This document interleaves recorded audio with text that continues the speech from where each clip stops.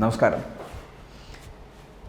RSSന്റെ ആവശ്യകതയിൽ നിന്നു മാറിയിട്ട് BJP വളർന്നു വലിയൊരു സ്വയം പര്യാപ്തത കൈവരിച്ചു എന്നാണ് കഴിഞ്ഞ ദിവസങ്ങൾക്ക് പാർട്ടി അധ്യക്ഷൻ JP നഡ്ഡ പറഞ്ഞത്. RSSന്റെ പ്രത്യയശാസ്ത്ര സഖ്യമാണ് എന്നും അതിൻ്റെ പ്രവർത്തനം നടത്തുന്നുണ്ട് എന്നും BJPയുടെ ദേശീയ അധ്യക്ഷൻ നഡ്ഡ പറയുകയുണ്ടായി.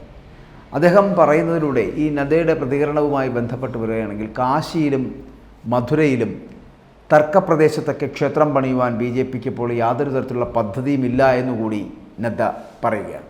അടൽ ബിഹാരി വാജ്പേയിയുടെ കാലത്തും ഇപ്പോഴേ RSSന്റെ സാന്നിധ്യത്തിലുണ്ടായ മാറ്റം അത് സംബന്ധിച്ച ചോദ്യത്തിനാണ് നഡ്ഡയുടെ പ്രതികരണങ്ങൾ ഇത്തരത്തിലുണ്ടായത്. കാരണം തുടക്കകാലത്ത് പാർട്ടിക്ക് ശക്തി കുറവായിരുന്നു എന്നും അന്ന് RSSനെ ആവശ്യമായിരുന്നു അന്നത്തെ കാലത്ത്.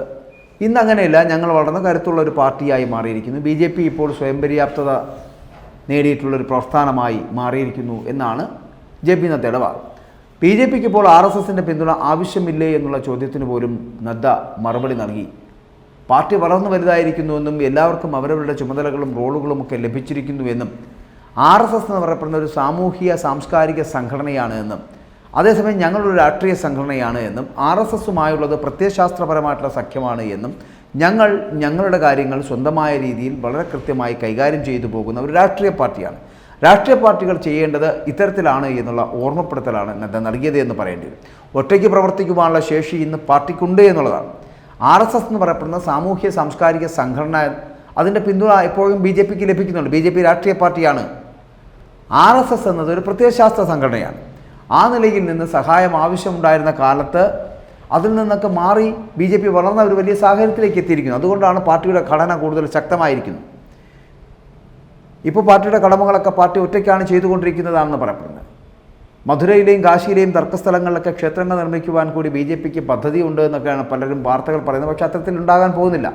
രാമക്ഷേത്രം എന്ന ആവശ്യം പലമ്പൂർ പ്രമേയത്തിൽ ജൂൺ 1989 BJP ഉൾപ്പെടുത്തിയിരുന്ന ഒരു പ്രമേയമായിരുന്നു. നീണ്ട പോരാട്ടത്തിനൊടുവിൽ അത് യാഥാർത്ഥ്യമായി. അതവരുടെ അജണ്ടയായിരുന്നു.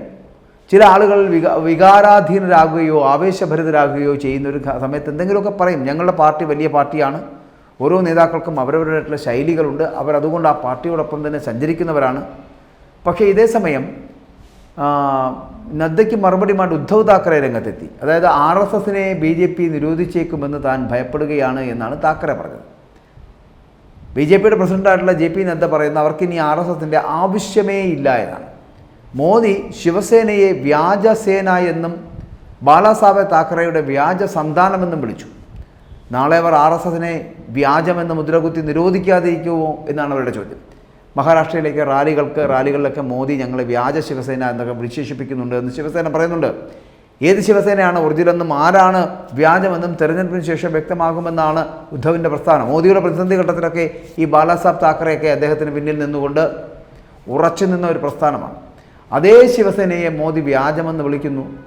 നാളെ എന്തുകൊണ്ട് അപ്പോൾ RSSനെ വ്യാജമെന്ന് വിളിക്കില്ല? അതിനും അവർ മടി കാണിക്കില്ല എന്നുള്ളതാണ് ഉദ്ധവ് താക്കറെ പറയുന്നത്. പക്ഷേ ഇപ്പോൾ JP നഡ്ഡ മുന്നോട്ട് വെക്കുന്ന വാദം RSSൻ്റെ ആവശ്യകതയിൽ മുന്നോട്ട് പോകേണ്ട ഒരു സാഹചര്യം BJPക്കില്ല. BJP അത്രത്തോളം ശക്തമായ ഒരു രാഷ്ട്രീയ പ്രസ്ഥാനമായി വളർന്നു കഴിഞ്ഞു എന്നുള്ള ഒരു സൂചനയാണ് അതിലൂടെ അദ്ദേഹം നൽകാൻ ശ്രമിക്കുന്നത്. പക്ഷേ ആ സൂചനയിൽ നിന്ന് പലതരത്തിലുള്ള തെറ്റിദ്ധാരണകളുണ്ടാകും. BJPയുടെ നട്ടൽ എന്ന് പറയപ്പെടുന്നത് പോലും RSS എന്ന് പറയപ്പെടുന്ന രാഷ്ട്രീയ സ്വയംസേവക സംഘമാണ്. ആ സംഘത്തിൻ്റെ പിൻബലമാണ് ഇന്ത്യയിൽ അങ്ങോളം ഇങ്ങോളം BJP എന്ന് പറയുന്ന പ്രസ്ഥാനത്തിനെ ഇങ്ങനെ കെട്ടുറപ്പുള്ള ഒരു പ്രസ്ഥാനമായി മാറ്റിയെടുക്കുവാൻ കഴിഞ്ഞത് എന്ന് JP നഡ്ഡയും മറന്നുപോകരുത്. കാരണം RSS ഇല്ലെങ്കിൽ BJP ഇല്ല എന്നുള്ള കാര്യവും മറന്നുപോകരുത്. ഇതിനെ മുതലാക്കാൻ അല്ലെങ്കിൽ JP നഡ്ഡയുടെ ഈ വാദത്തെയൊക്കെ മുതലാക്കുവാനുള്ള ഒരു ശ്രമം പല ഭാഗങ്ങളിൽ നിന്നുണ്ടാകും. കാരണം RSSനെ തള്ളിക്കളഞ്ഞുകൊണ്ട് JP നഡ്ഡ BJPയുമായി മുന്നോട്ട് പോകാൻ നടത്തുന്ന ശ്രമം എന്തിന്? RSS ഇല്ലാതെ ഈ പാർട്ടിക്ക് മുന്നോട്ട് പോകാൻ കഴിയുമോ എന്ന് അതിൻ്റെ രാഷ്ട്രീയ നേതാക്കൾ തന്നെ ആലോചിക്കും. ഇപ്പോൾ JP നഡ്ഡ പറയുന്നത് മാറ്റിവെച്ചാൽ ബാക്കിയുള്ള ഒരാളും പറയില്ല RSSൻ്റെ ആവശ്യകതയിൽ നിന്നും മാറി മുന്നോട്ട് പോകാൻ കഴിയും.